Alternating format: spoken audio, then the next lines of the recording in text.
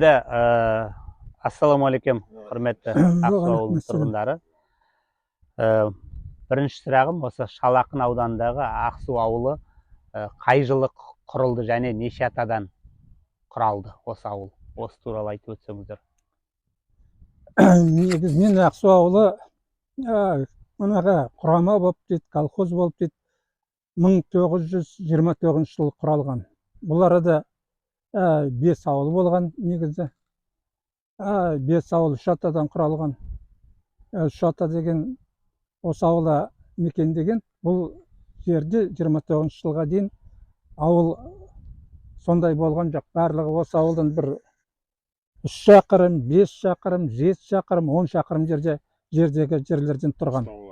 Қыстаулары болған. Бір шеті мынау үлкен кіші Төраңғыл көлі дейді, мынау Покровка Төраңғыл елді мекенінде, мына үлкен көлдің солтүстік шет шығысындағы Байжан деген ел болған.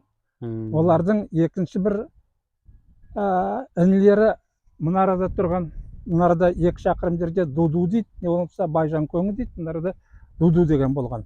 Орман, осы арадан 2 шақырым жерде. Мін жақта Тіленбай ауыл деген бар, Қорас деген бар. Тіленбай Қорас деген жерде оларда ертеде сол біздердің аталарымыз өмір сүрген.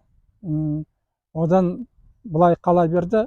Жаңа көл мен сол Тіленбай Қорастың екі ортасында Жоныс ауыл деген болған. Ол жерде мына кісінің аталары тұрған.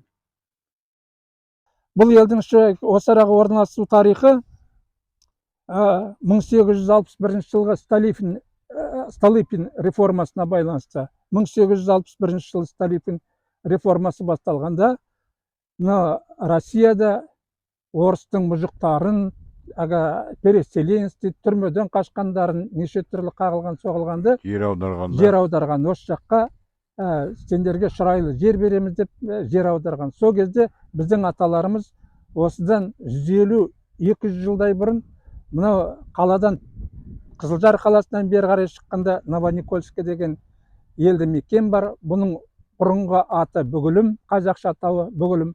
Сол жерде мекендеген. Сол жерде біздердің ата-бабаларымыздың қабірі, зираты бар. Ол жерде жалғыз біздің аталарымыз емес, тағы басқа да 3-4 ауыл тұрған. Есенгелді деп айтып қой. 3-4 ауыл тұрған. Ол арада мынау Атығайдан тараған Есенгелді ұрпағы тұрған. Сол арадағы сол есілдің жиегін бойлай келсек, соларда мұнарда бірлік бар. Ленин ауданының бірлігі. Сол бірлікте жалпы есілдің ар жақ бетінде бері қарай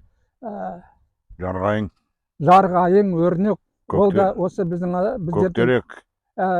Көктерек дейді, біздерден тарайды. Оларда Ырсай деген, Есенгелді мен Ырсай екеуі белгілі бір адамдар болған. Екеуі де Атығайдың бел баласы.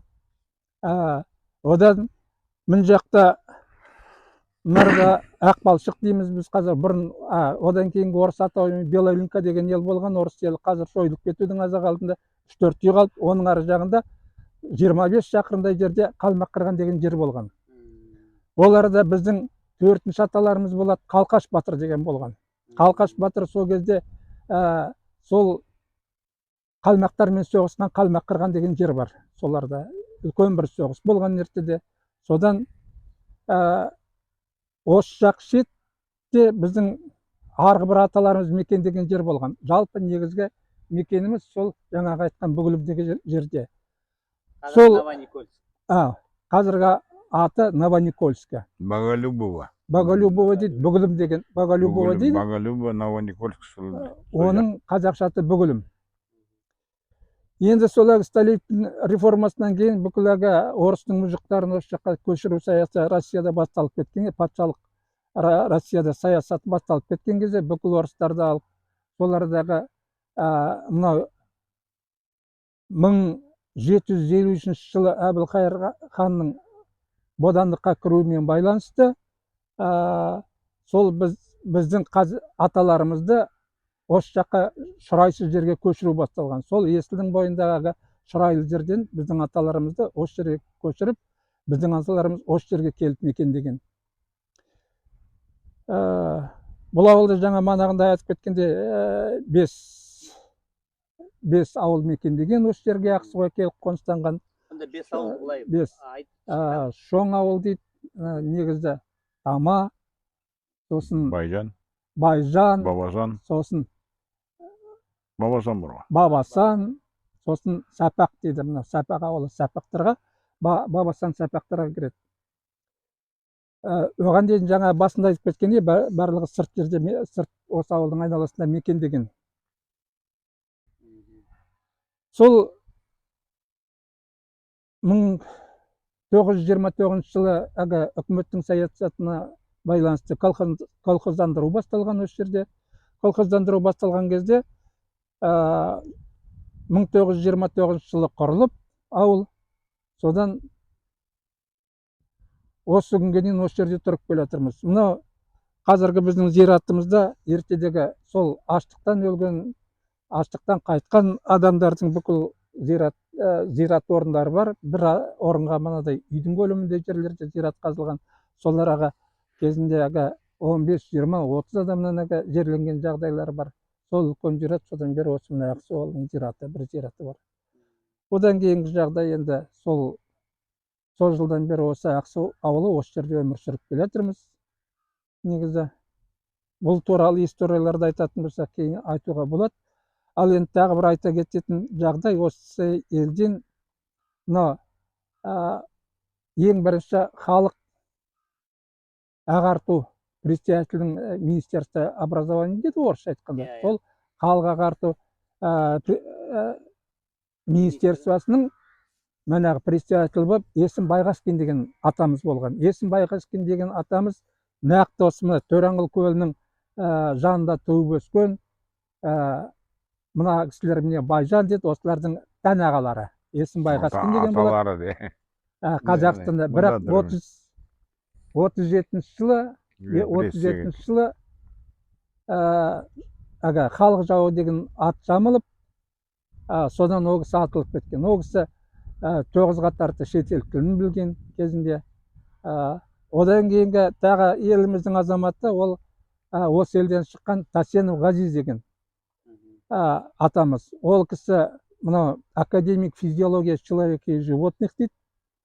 Сол жөнінде Сиднейден мәнәға орысша айтқанда рыцарь белого креста деген орденін алған Сиднейден. Үлкен орден, ондай орденге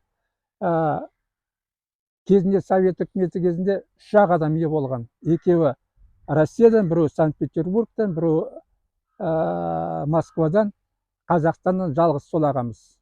Ол кісі осы елдікі, осы елдің азаматы, тумасы. Ақсу деген көл болған. Қазір енді кішірейіп қалды, томар сияқты. Ағаш болған, тал болған жиегі. Содан суы сондай таза болған. Неткенде құдық қаздырғанда, көше салғанда, көшенің ортасына құдық қаздырған. Сол құдықтан тап-таза мөлдір тұщы су шыққан. Содан Ақсу деп қойған. Анау көлдің атына байланысты негізі жердің астының суы да солай. Бұлағы болды, жер асты бұлағына түсіп отыр ғой. Содан осы ауылдың негізгі аты Ақсу. Сол суға байланысты. Қазіргі кезде сол суға байланысты мынарада 800 үйлі Новопокровка деген ауыл бар. Сосын мына жақта Жаңасу елді мекені бар. Сол елді мекендердің барлығы ауыз суды осы елден алды. Осы елден құбыр тартылған, насос қойылған. Сол елдердің мына суға байланысты күнкөрісі біздің ауылға тәуелді. Өйткені суды бәрін осы жерден алады. Бұл сонда жер асты сулары. Жер асты суы. Жер асты суының өте мол көзі бар. Мынау Құдайдың бергені ғой. Мынау Покровканың тұзы ащы су. Мынау Жаңасу деген ауылы 5 шақырым жерде тұзы ащы, су ащы. Біздің ауылдың суы минералка деуге болады. Қош келдіңіздер. Енді Ақсу елінің азаматтарымыз көбі қазір шөп науқанында қолдар тимей жиналмай қалды. Мына жерде ағалар, көпей шалдар дейміз ғой. Сол біз де соңынан іле шала келе жатырмыз. Мына Ақсу деген екі ағамыз, мынау Қайрат ағамыз, Оразбек ағамыз айтып өтті ғой, Алпысбай ағамыз. Бұл Ақсу деген елді мекен аталу себебі біздің суымыздың құрамының ауданның әлгі дәрігерлер несінде зерттелгенде де өте жақсы судың құрамында жақсы нелер бар. Денсаулыққа пайдалы, шифалы. Ол Алланың берген несі ғой енді, шифасы суы. Сол енді мына елді мекендегі ата бабаларымыздан қалған, сол әлі күнге дейін қалған. Мына жерде Қосарал деген бар. Сол қос аралшық, сол мына аралдан бала кезімізде былай өтетінбіз. Қалың белуардан келеді, кеудеден келеді, содан малтып өтіп ар жағына барасың. Ар жағында тағы бір арал бар. Соны шаршап сол кешке дейін сол жерде ойнап, шалдық ну шөп болады, жидегі бәрі ішінде керемет болатын. Тұз мал қазір енді олар о жерлер ескірді де, мал сол жерге барып, ашық жерінен барып, су бер жағында бар әлі, ар жағында да бар. Сол ортасынан келіп, малдар тұзды жер, сол жерден бәрі қадалады, жылқындай прям жерді жеп. Сол жерде біз кешке дейін ойнап, шалдығып, мәнағы малтып өткен ұзақ не шаршап қалатынбыз да. Соны демалып, қайта кешіп өтетінбіз, су болып. Кейде киімдерімді орап, бұла нетеміз, кейде жоғалтып та аламыз, түсіріп. Кейде еріні суға пере кетіп, белшеден нетіп, солай үйге су болып, әкешемізден ұрыс еститінбіз. Сол Қосарал дейді, бие байлаған дейді, бие байлап, бие сауған ауыл, дөң қызыл дейді, ұзын қызыл дейді, Қарашық, Сартомар, Орыс өлген, сондай нелер жететін көп. Сол мына сіздердің келген жолдарыңызда осы жақпен келдіңіздер ғой. Сонда мына Ақсу деген поворотта, осы жағынан барғанда оң жағында, ар жағына келгенде сол жағында не деген бар? Мәшақтал деген болған. О да бір аталарымыз тұрған ғой. Айналасы көп. Машақ деп аталған? Иә, Мәшақ, иә. Қазір соны Мәшақтың талы дейді ғой. Енді қазақ Мәшақтал деп осы айтып кетесің де, атак Мәшақтал деп айтатын ертеде. Мәшақтың талы деп. Иә. Сондай. Ауылдың жанында неше көл бар негізі? Тілеген көл деген жерде бар, айналасы шапқы, керемет. Ар жағында не томарлардағы ат. Орыстар көл деп айтады бұны. Соны ат жүзетін нелер болған ғой, кереметтер. Қазір бәрі солар жоғалып кеткен. Әртүрлі ненің. Мына жерде жаңа суға шыға берісте Жиенат деген бар. Иә. Ат кеткен ғой. Жиенат. Көлге ат кеткен ғой. Содан Жиенат деп.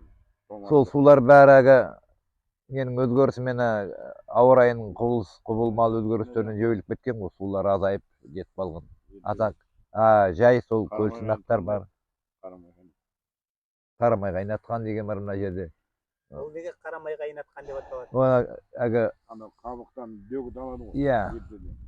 Сондай алған сосын ылғи бір жерде оңтайлы болғасын, сағыз қайнатқан неден. Сол жерде құдықтары бар. Иә. Әлі орындар бар сол құдық терең. Әлі бар.